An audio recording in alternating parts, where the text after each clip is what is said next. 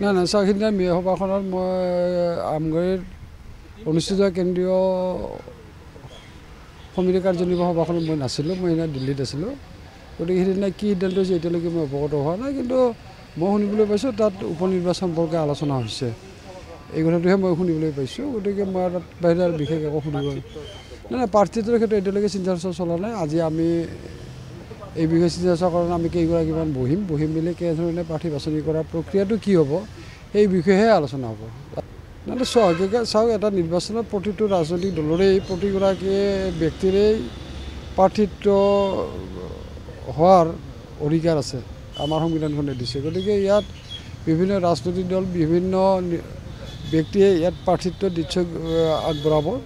গতিকে কংগ্ৰেছ দল এটা সৰ্বভাৰতীয় ৰাজনৈতিক দল, ৰাইজৰ দল এটা আঞ্চলিক ৰাজনৈতিক দল। গতিকে তেওঁলোকে নিশ্চিতভাৱে তেওঁলোকৰ এটা নিৰ্বাচনটো উপ নিৰ্বাচনটোত অংশগ্ৰহণ কৰাৰ কথাটো নিশ্চয় চিন্তা চৰ্চা কৰিব। ইয়াত তাৰমানে আমি ভাবিবলগীয়া বা আমাৰ ইয়াত ক'বলগীয়া আমাৰ একো নাই। কিন্তু আমি অসম গণ পৰিষদ এটা আঞ্চলিক ৰাজনৈতিক দল, আমি অসম গণ পৰিষদ আৰু ভাৰতীয় জনতা পাৰ্টি আৰু UPPL এই তিনিটা ৰাজনৈতিক দল আমি বৰ্তমান অসমত বন্ধুত্বত আবদ্ধ হৈ আছোঁ। গতিকে আমি এই তিনিটা দলৰ তৰফৰ পৰা আমাৰো ইয়াত এগৰাকী প্ৰাৰ্থী থাকিব। আৰু ইতিমধ্যে এই কথাটো আপোনালোকে গম পাইছে যে ইয়াত বঙাইগাঁও বিধানসভা সমষ্টি যে অসম গণ পৰিষদ দলৰ দখলত আছিল।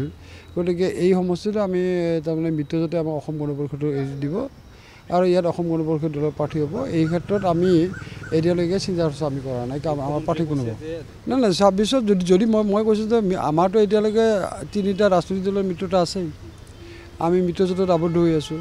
গতিকে আমি নিশ্চিতভাৱে এই তিনিটা দলে আমি যেতিয়া 26ত নিৰ্বাচন হ'ব, 26ৰ নিৰ্বাচনতো নিশ্চিতভাৱে আমি এই তিনিটা দলে আকৌ মিত্ৰতাত আবদ্ধ হ'ব লাগিব বা হ'ম। যদি আমি মিত্ৰতাত আবদ্ধ হওঁ তেতিয়াহ'লে নিশ্চিতভাৱে আমি আকৌ নতুনকৈ এখন ভাগ বতৰাৰ কথাটো চিন্তা চৰ্চা কৰিম আৰু তেতিয়া নিশ্চয় তেনেধৰণে আলোচনাত মিলিত হ'ম। আৰু আলোচনাত মিলিত হোৱাৰ পিছত আমি কোনখন আসনত আমি নিৰ্বাচন কৰি অসম গণ পৰিষদ কোনখন আসনত ভাৰতীয় জনতা পাৰ্টীয়ে নিৰ্বাচন কৰিব, 26ৰ নিৰ্বাচনৰ পূৰ্বে আলোচনাৰ অন্ততহে এই কথাটো স্পষ্ট হৈ পৰিব। মৃণাল শইকীয়াৰ ল'ৰাই ৰাইজৰ দলত যোগদান কৰিছে। গতিকে তেওঁ কি লক্ষ্য আগত ৰাখি ৰাইজৰ দলত যোগদান কৰিছে সেই কথাটো আজিৰ দিনটোত কোৱাটো টান। কিন্তু মৃণাল শইকীয়াৰ ল'ৰাই যদি ভাবিছে যে বোলে মই অহা 26ৰ নিৰ্বাচনত ইয়াতে ৰাইজৰ দল হৈ প্ৰতিনিধিত্ব কৰোঁ, সেইটো কথাও চিন্তা কৰিব পাৰে। গতিকে আজি মই এতিয়া অসম গণ পৰিষদ দলত আছোঁ।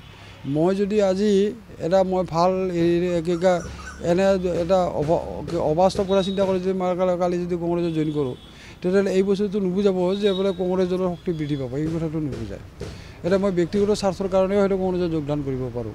গতিকে সেইটো কথা নুবুজায়। তাৰমানে এটা দলৰ পৰা আন এটা দলত গ'লেই দুই এজন গ'লেই যে তাৰমানে সেই দলটোৰ যিটো দলত যোগদান কৰে সেইটো দলৰ শক্তি বৃদ্ধি পায়, যিটো দলৰ পৰা যায় সেইটো দলৰ শক্তি কমি যায়, এই কথাটো নুবুজায়।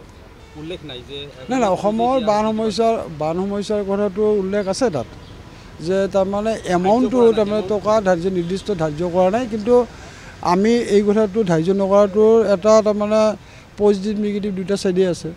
গতিকে আমি অসমৰ যেতিয়া বানপানী সমস্যাটো সমাধানৰ ক্ষেত্ৰত আগবাঢ়ি যাব বা বানপানী সমস্যাটোৰ সংক্ৰান্তত কেন্দ্ৰীয় চৰকাৰে আগবাঢ়িব, তেতিয়া হয়তো দেখা পাব যে বোলে ইয়াত 5,000 কোটি টকাৰ প্ৰয়োজন হ'ব, ইয়াত 50,000 কোটি টকাৰ প্ৰয়োজন হ'ব। তেতিয়া নিশ্চিতভাৱে কেন্দ্ৰীয় চৰকাৰে যদি 5,000 টকাৰ প্ৰয়োজন হয় 5,000 কোটি টকা দিব লাগিব, যদি 50,000 কোটি টকাৰ প্ৰয়োজন হয় 50,000 কোটি টকা দিব। গতিকে সেইকাৰণেই ইয়াত তাৰমানে টকাটো ধাৰ্য নকৰা মানে এইটো নহয় যে আমাক অৱহেলা কৰিছে, এই কথাটো তাত সঠিক নহয়।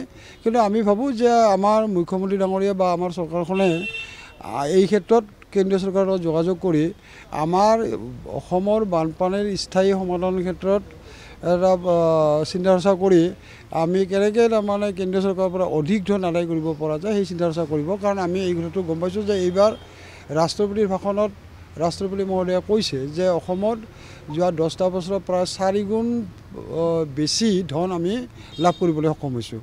গতিকে মই ভাবোঁ যে এই যে যোৱা 10টা বছৰত যে 4 গুণ বেছি ধন আমি পাইছিলোঁ, এইটোতো তাৰমানে হেৰিত উল্লেখ নাছিল, বাজেটত উল্লেখ নাছিল, কিন্তু আমিতো 4 গুণ বেছি পাইছোঁ।